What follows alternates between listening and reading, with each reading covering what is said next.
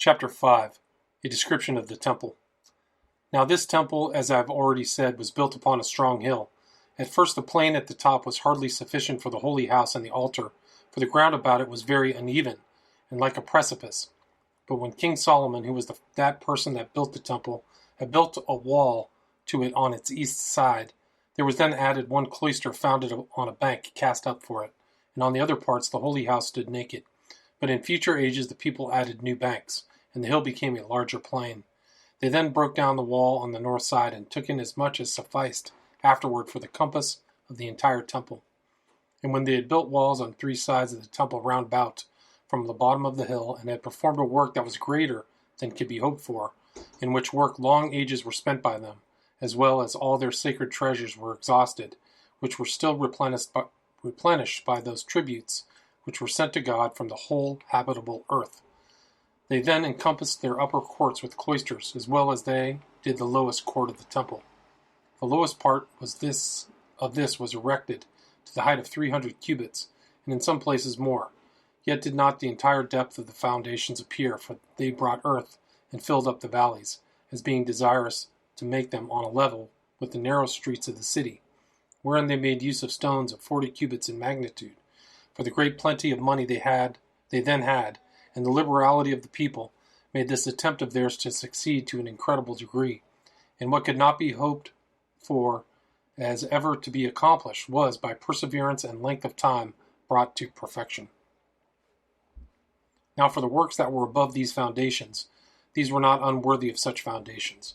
For all the cloisters were double, and the pillars to them belonging were 25 cubits in height, and supported the cloisters. These pillars were of one entire stone each of them, and that stone was white marble, and the roofs were adorned with cedar, curiously graven. The natural magnificence and excellent polish, and the harmony of the joints in these cloisters, afforded a prospect that was very remarkable, nor was it on the outside adorned with any work of the painter or engraver. The cloisters were in breadth 30 cubits, while the entire compass of it was by measure 6 furlongs, including the Tower of Antonia. These entire courts that were exposed to the air were laid with stones of all sorts. When you go through these first cloisters unto the second court of the temple, there was a partition made of stone all round, whose height was 3 cubits. Its construction was very elegant. Upon it stood pillars, at equal distances from one another, declaring the purity of law, some in Greek and some in Roman letters, that no foreigner should go within that sanctuary, for that second court of the temple was called the sanctuary, and was ascended to by 14 steps from the first court. This court was 4 square, and had a wall about it peculiar to itself. The height of its buildings, although it were on the outside 40 cubits, was hidden by the steps, and on the inside that height was but 25 cubits, for it being built over against a higher part of the hill with steps, it was no further to be entirely discerned within, being covered by the hill itself. Beyond those 13 steps there was the distance of 10 cubits. This was all plain. Whence there were other steps, each of 5 cubits apiece, that led to the gates, which gates on the north and south sides were 8, and on each of those sides 4, and of necessity 2 on the east. For since there was a partition built for the women on that side, as the proper place wherein they were to worship, there was a necessity for a second gate for them. This gate was cut out of its wall, over against the first gate. There was also on the other sides 1 southern and 1 northern gate, through which was a passage into the court for the women. As to the other gates, the women were not allowed to pass through them, nor when they went through their own gate could they go beyond their own wall. This place was allotted to the women of our own country and of other countries, provided they were of that same nation, and that equally. The western part of this court had no gate at all, but the wall was built entire on that side. But then the cloisters which were betwixt the gates extended from the wall inward, before the chambers, for they were supported by very fine and large pillars. These cloisters were single, and excepting their magnitude, were no way inferior to those of the lower court. Now 9 of these gates were on every side covered over with gold and silver, as were the jambs of their doors and their lintels. But there was 1 gate that was without the holy house, which was of Corinthian brass, and greatly excelled those that were only covered with silver and gold. Each gate had 2 doors, whose height was severally 30 cubits, and their breadth 15. However, they had large spaces within of 30 cubits, and each had side rooms, for those, both in breadth and in length, built like towers, and their height was above 40 cubits. 2 pillars did also support these rooms, and were in circumference 12 cubits. Now the magnitudes of the other gates were equal to one another, but that over the Corinthian gate, which opened on the east over against the gate of the holy house itself, was much larger, for its height was 50 cubits, and its doors were 40 cubits, and it was adorned after a most costly manner, as having much richer and thicker plates of silver and gold upon them than the other. These gates had silver and gold poured upon them by Alexander, the father of Tiberius. Now there were 15 steps which led away from the wall of the court of the women to this greater gate, whereas those that led thither from the other gates were 5 steps shorter.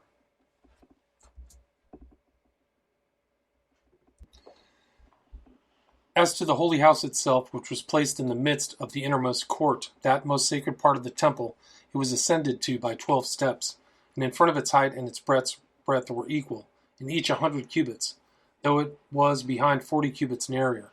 For on its front it had what may be styled shoulders on each side, that passed 20 cubits further. Its first gate was 70 cubits high, and 25 cubits broad, but this gate had no doors, for it represented the universal visibility of heaven, and that it cannot be excluded from any place. Its front was covered with gold all over, and through it the first part of the house, that was more inward, did all of it appear, which, as it was very large, so did all the parts about the more inward gate appear to shine to those that saw them. But then, as the entire house was divided into 2 parts within, it was only the first part of it that was open to our view. Its height extended all along to 90 cubits in height, and its length was 50 cubits, and its breadth 20. But that gate which was at this end of the first part of the house was, as we have already observed, all over covered with gold, as was its whole wall about it. It also had golden vines above it, from which clusters of grapes hung as tall as a man's height. But then this house, as it was divided into 2 parts, the inner part was lower than the appearance of the outer, and had golden doors of 55 cubits altitude, and 16 in breadth. But before these doors there was a veil of equal largeness with the doors.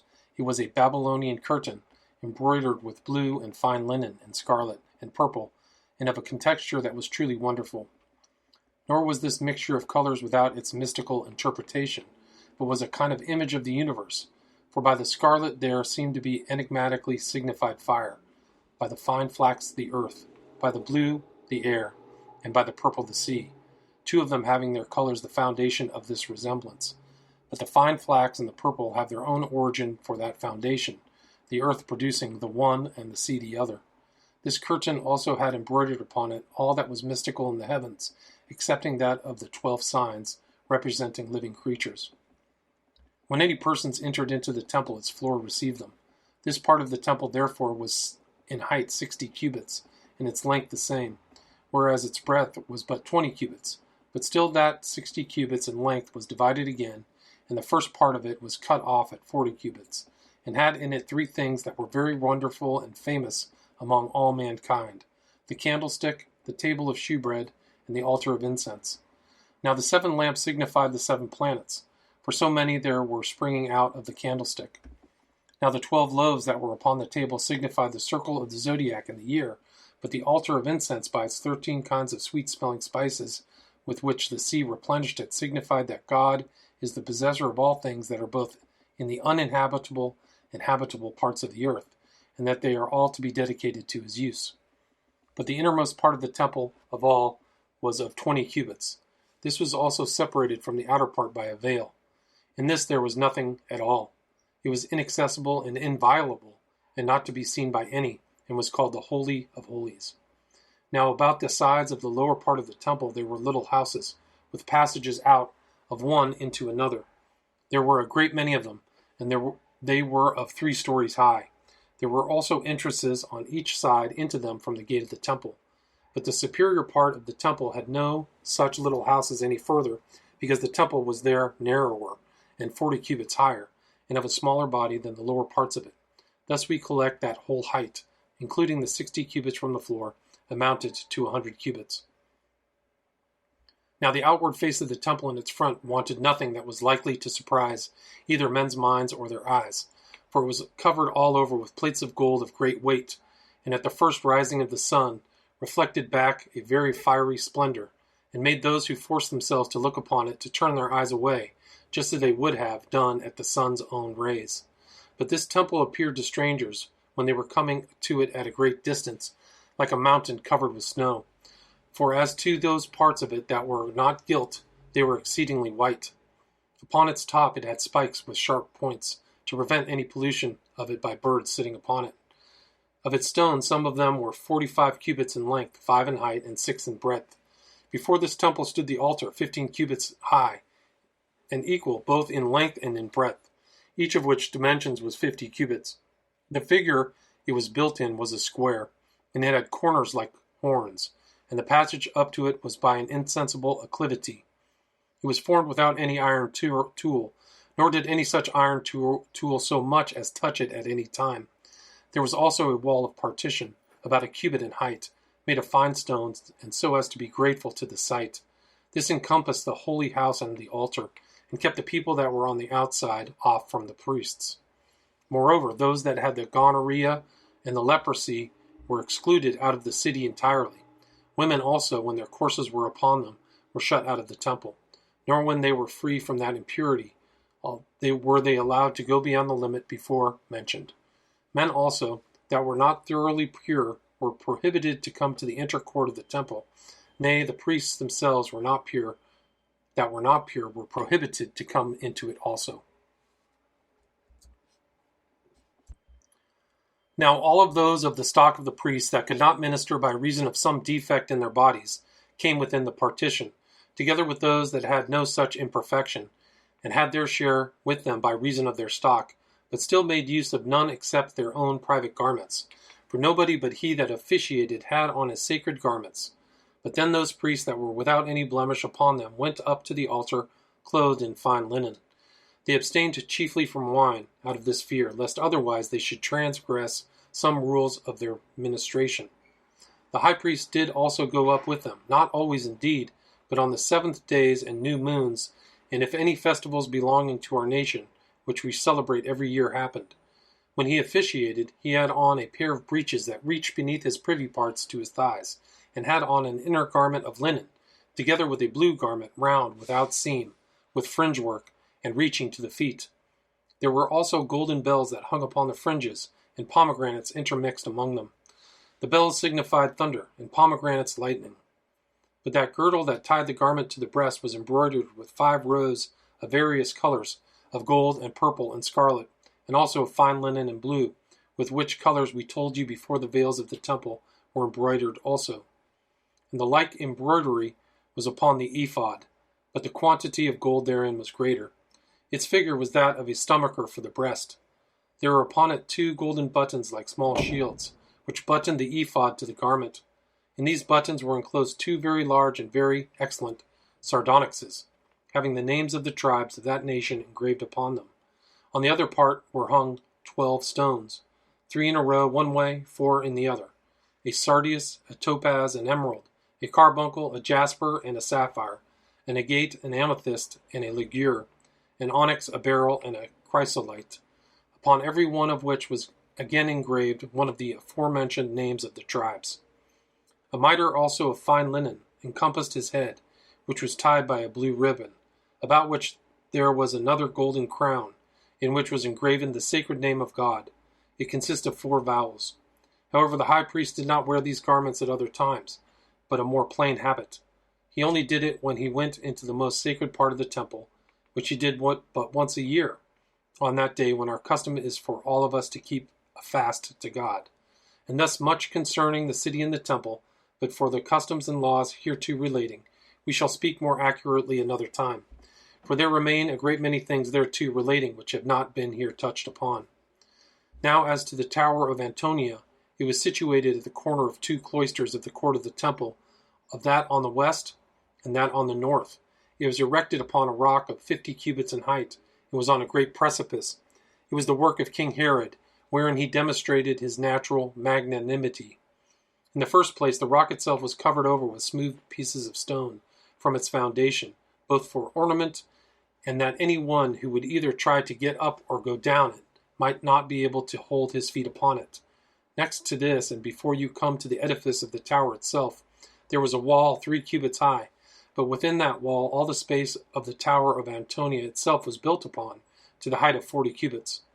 The inward parts had the largeness and form of a palace, it being parted into all kinds of rooms and other conveniences, such as courts and places for bathing, and broad spaces for camps, insomuch that by having all conveniences that cities wanted, it might seem to be composed of several cities, but by its magnificence it seemed a palace.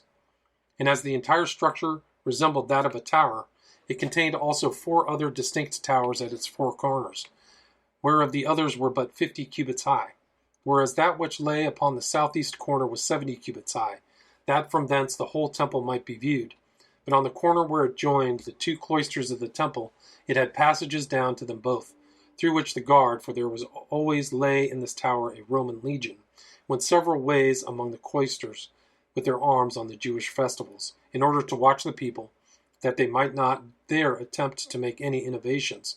For the temple was a fortress that guarded the city, as was the tower of Antonia a guard to the temple, and in that tower were the guards of those 3.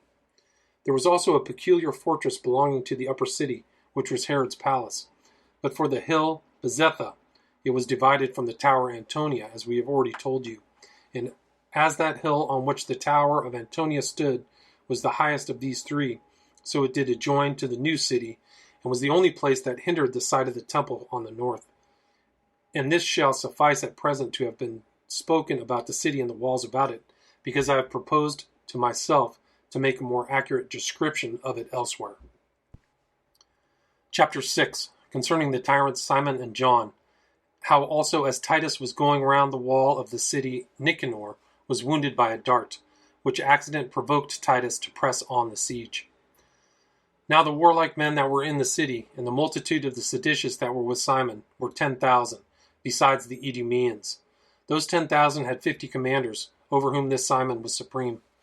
The Idumeans that paid him homage were 5,000, and had 8 commanders, among whom those of greatest fame were Jacob the son of Sosas, and Simon the son of Cathlas. Jotre, who had seized upon the temple, had 6,000 armed men under 20 commanders. The zealots also that had come over to him, and left off their opposition, were 2,400, and had the same commander that they had formerly, Eleazar, together with Simon the son of Aranus. Now while these factions fought one against another, the people were their prey on both sides, as we have said already, and that part of the people who would not join with them in their wicked practices were plundered by both factions.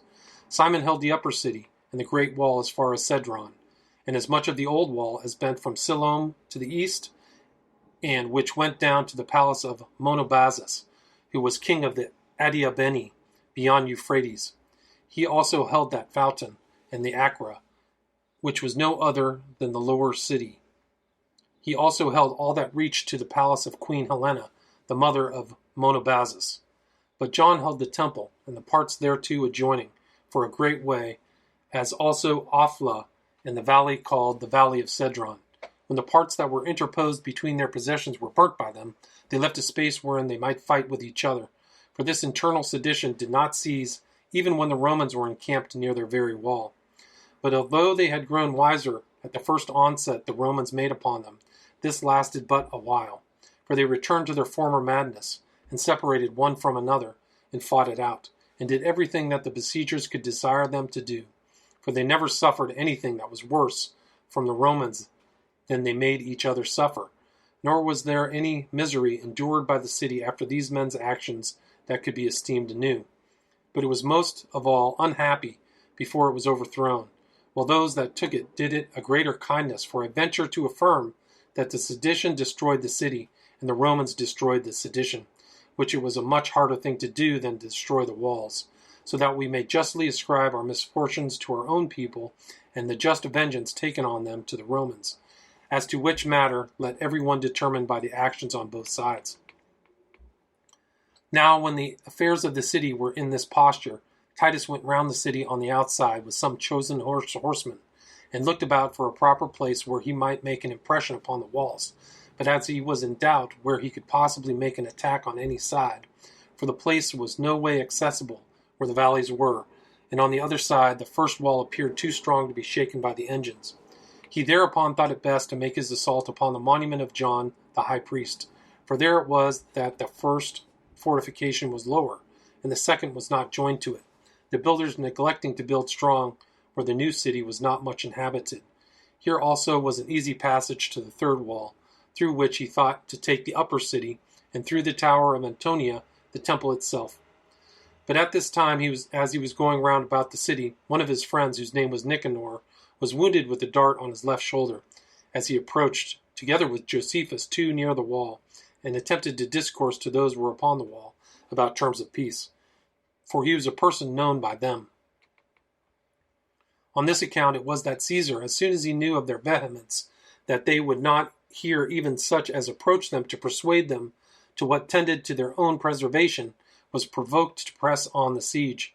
He also at the same time gave his soldiers leave to set the suburbs on fire, and ordered that they should bring timber together, and raise banks against the city.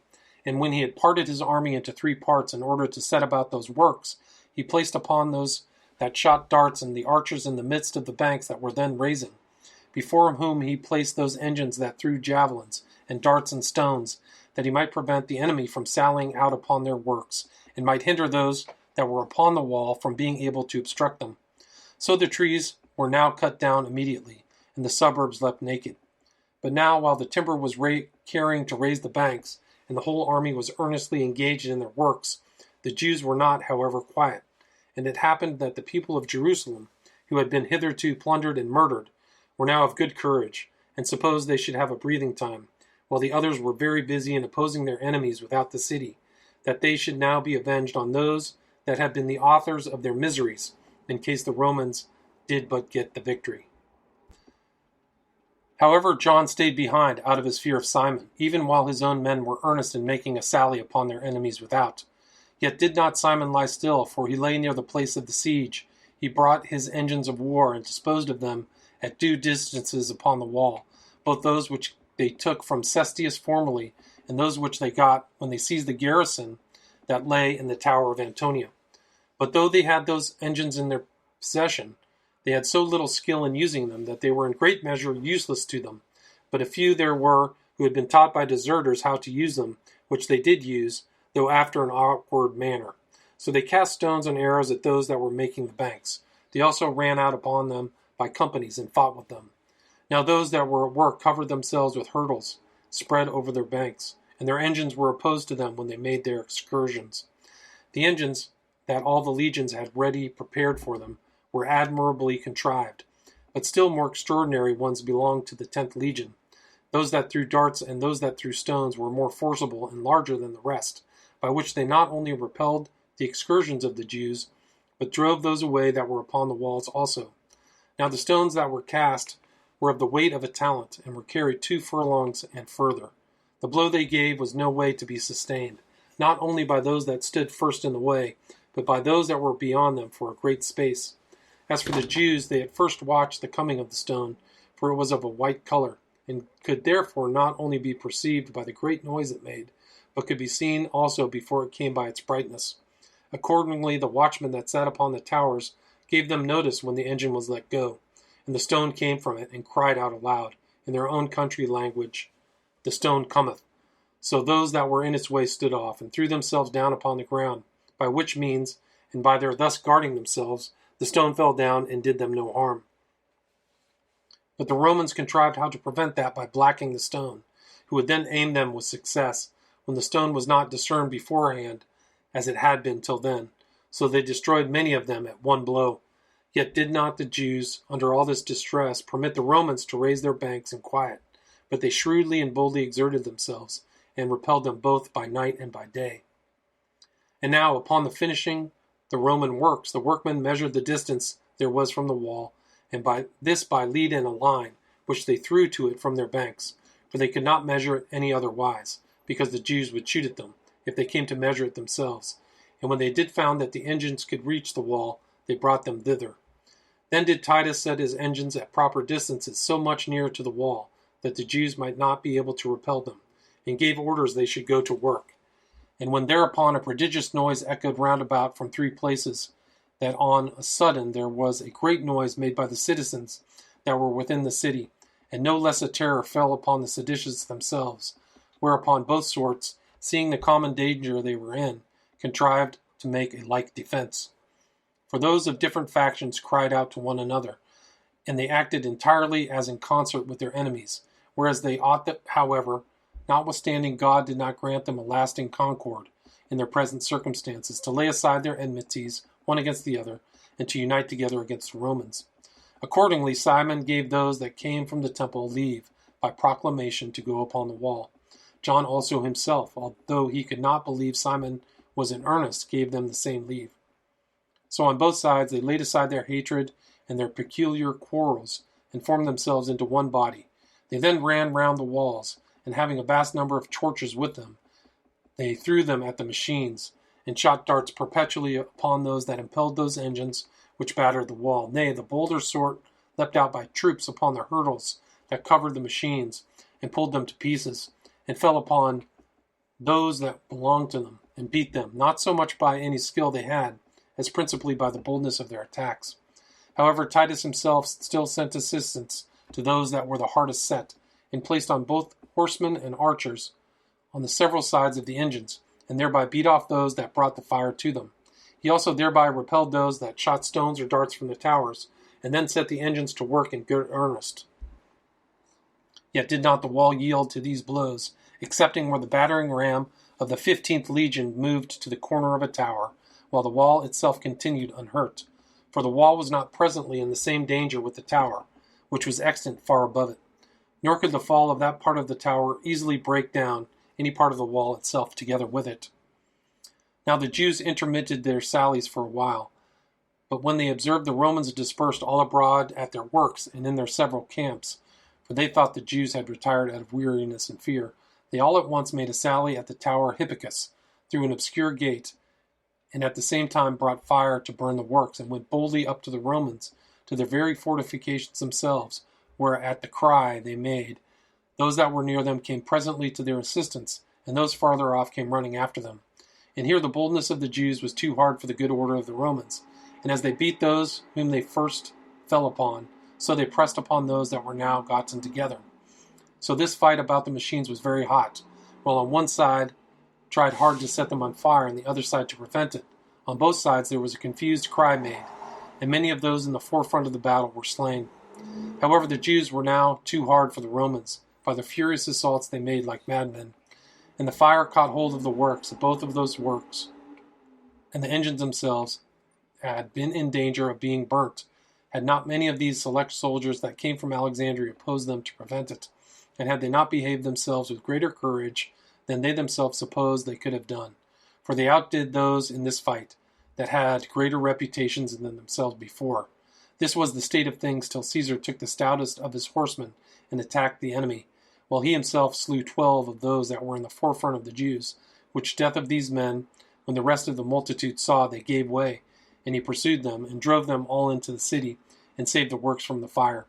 Now it happened at this fight that a certain Jew was taken alive, who by Titus's order was crucified before the wall, to see whether the rest of them would be affrighted, and abate their obstinacy. But after the Jews were retired, John, who was commander of the Idumeans, was talking to a certain soldier of his acquaintance before the wall, was wounded by a dart shot at him by an Arabian, and died immediately, leaving the greatest lamentation to the Jews and sorrow to the seditious. For he was a man of great eminence, both for his actions and his conduct also. Chapter 7. How one of the towers erected by the Romans fell down of its own accord, and how the Romans after great slaughter had been made got possession of the first wall, and how also Titus made his assaults upon the second wall, as also concerning Longinus the Roman and Castor the Jew. Now on the next night a surprising disturbance fell upon the Romans, for whereas Titus had given orders for the erection of 3 towers of 50 cubits high, and that by setting men upon them at every bank, he might from thence drive those away who were upon the wall, it so happened that one of these towers fell down about midnight, and as its fall made a very great noise, fear fell upon the army, and they, supposing that the enemy was coming to attack them, ran all to their arms. Whereupon a disturbance and a tumult arose among the legions, and as nobody could tell what had happened, they went on after a disconsolate manner, and seeing no enemy appear, they were afraid of one of another, and every one demanded of his neighbor the watchword with great earnestness, as though the Jews had invaded their camp. And now were they like people under a panic fear, till Titus was informed of what happened and gave orders that all should be acquainted with it. And then, though with some difficulty, they got clear of the disturbance they had been under. Now these towers were very troublesome to the Jews, who otherwise opposed the Romans very courageously, for they shot at them out of their lighter engines from those towers, as they did also by those that threw darts, and the archers, and those that flung stones. For neither could the Jews reach those that were over them, by reason of their height, and it was not practicable to take them, nor to overturn them. They were so heavy, nor to set them on fire, because they were covered with plates of iron. So they retired out of the reach of the darts, and did no longer endeavor to hinder the impression of their rams, which by continually beating upon the wall did gradually prevail against it, so that the wall already gave way to the Nico, for by that name did the Jews themselves call the greatest of their engines, because it conquered all things. And now they were for a long while grown weary of fighting and of keeping guards, and were retired to lodge in the night time at a distance from the wall.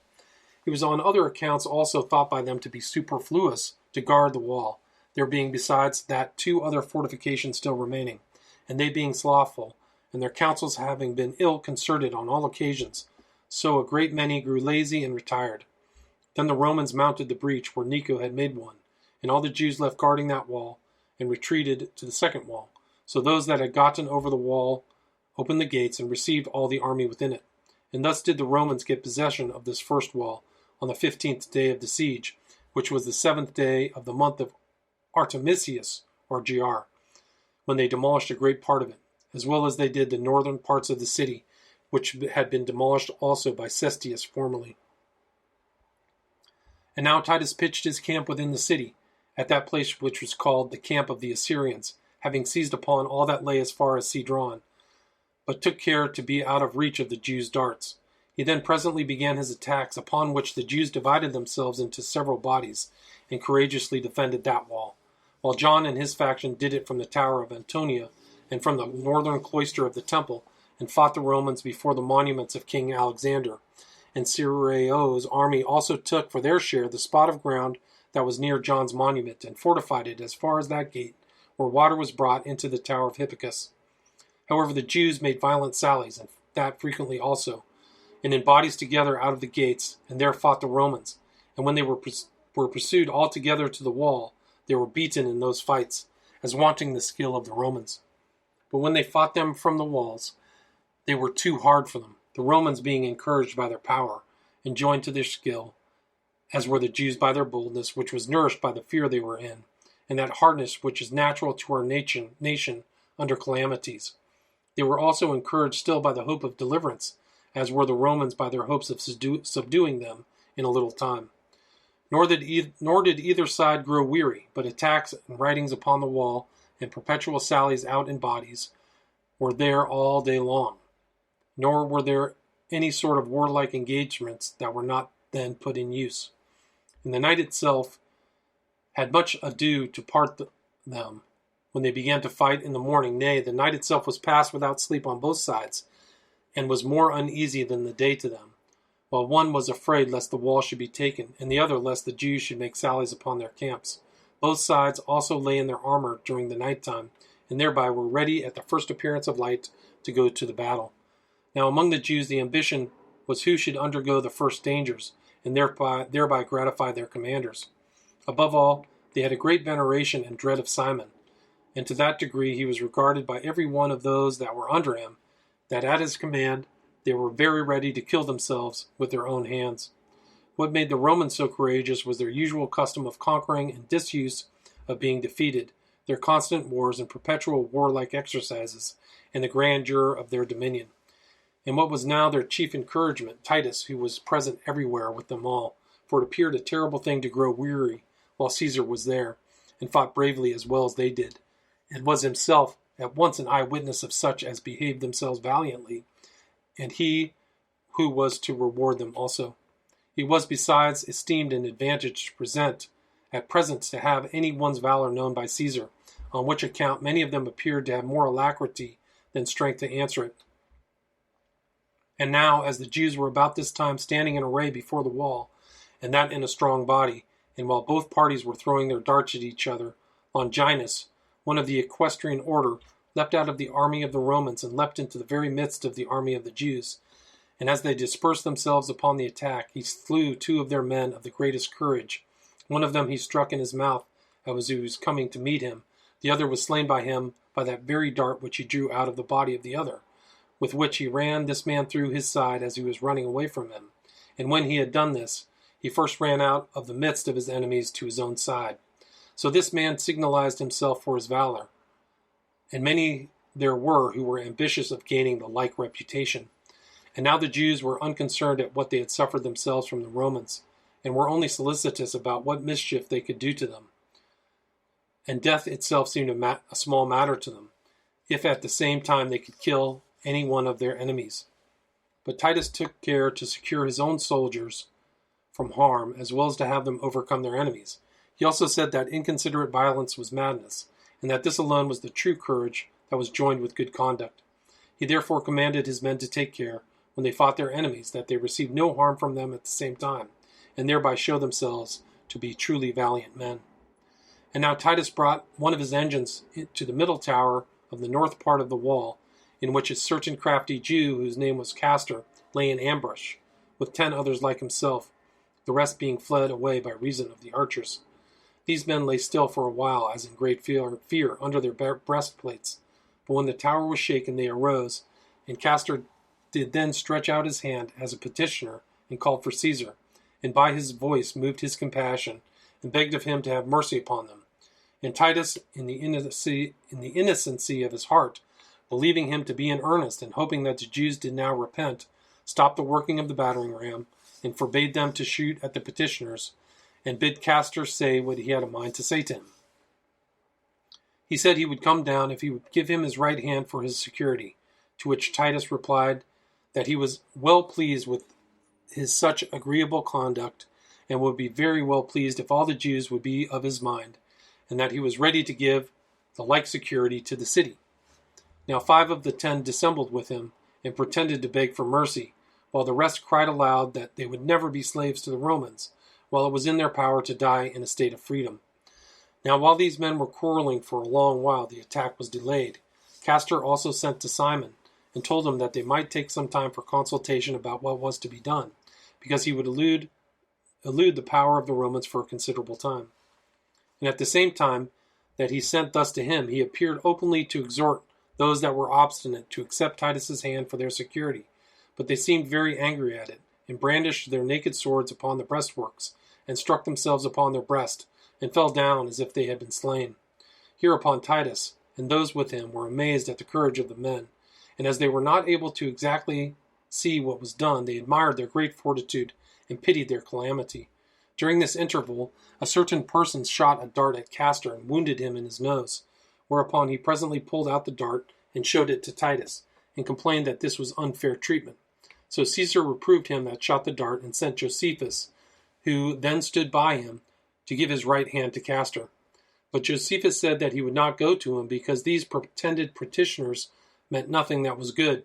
He also restrained those friends of his who were zealous to go to him. But still there was one Aeneas, a deserter, who said that he would go to him.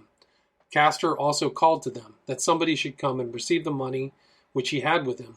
This made Aeneas more earnestly to run to him with his bosom open. Then did Castor take up a great stone and threw it at him, which missed him, because he guarded himself against it. But still it wounded another soldier that was joining to him. When Caesar understood that this was a delusion, he perceived that mercy in war is a pernicious thing, because such cunning tricks have less place under the exercise of greater severity. So he caused the engine to work more strongly than before on account of his anger at the deceit put upon him. But Castor and his companion set the tower on fire when it began to give way, and leapt through the flame into a hidden vault that was under it, which made the Romans further suppose that they were men of great courage, as having cast themselves into the fire. Chapter 8. How the Romans took the second wall twice, and got all ready for taking the third wall. Now Caesar took this wall there on the 5th day after he had taken the first, and when the Jews had fled from him, he entered into it with 1,000 armed men, and those of his choice troops, and this at a place where there were the merchants of wool, the braziers, and the market for cloth, and where the narrow streets led obliquely to the wall.